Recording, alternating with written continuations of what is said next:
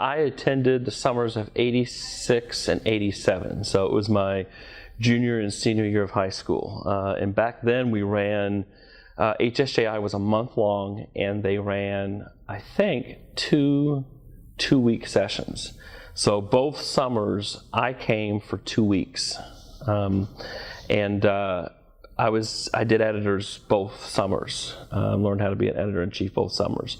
So it was a lot of what we do now in terms of leadership, preparation, curriculum, learning how to work as a journalist, although obviously that was in the 80s, so we weren't talking about social media and Twitter and web-based publications and those kinds of things. We were talking exclusively print, so the platforms were different, but the lessons were the same pretty much. But I'd say probably back then there was a more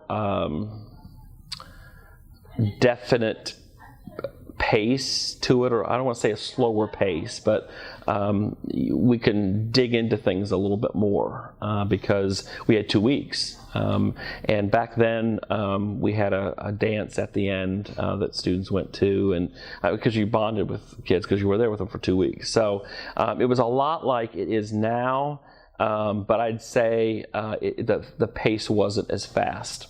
I've worked at HSJI in some capacity for 26 straight summers since 1990. I started off as a floor counselor, and then I was head men's counselor for quite a few years, and then I transitioned into instruction and have taught ever since. So whether it was residence life or whether it was instruction or some combination of both, I've been here for 25 years, 26 summers. And as I became a teacher, I liked the atmosphere. I liked teaching motivated kids, and I liked feeling like I could help other schools, students from other schools around the country enhance their skills, enhance their publications, and get better. I think that's our real focus here at HSJI.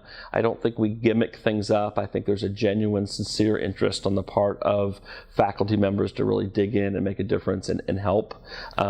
We're all kind of family. I joke that our instructors work, it's kind of my journalism family.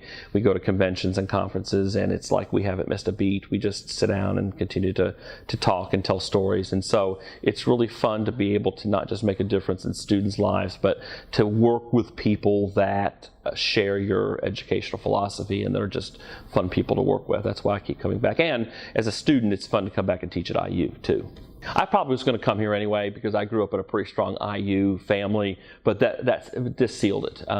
Once I came to HSJI, I applied 2 places, and I knew I was going to come to IU. I was familiar with the campus. I'd grown up coming up here as a kid, so it was probably already a done deal, but if anything, it just made me fall in love with the campus that much more. When Tom French spoke a couple of days ago in that room, I read his original story, South of Heaven, as a college student sitting in that room.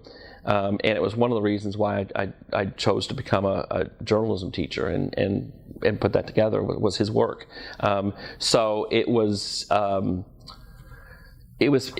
powerful to me to sit there and hear him 25 years later read from the stuff that I had learned, and my own kids from my own school were in that room. So that was a powerful moment. And then last night we had these breakout sessions, and I realized I was teaching my last class ever in Ernie Pyle because, of course, they're moving to the new media school. So those memories kind of crop up every so often.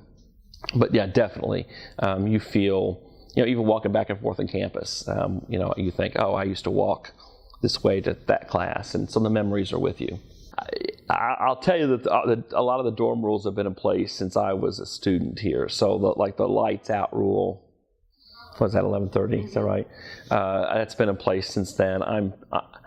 I'm sure I probably broke that rule at some point, but if I did, I A, didn't get caught, and B, if I did, it was so long ago I don't remember. But nothing major, no.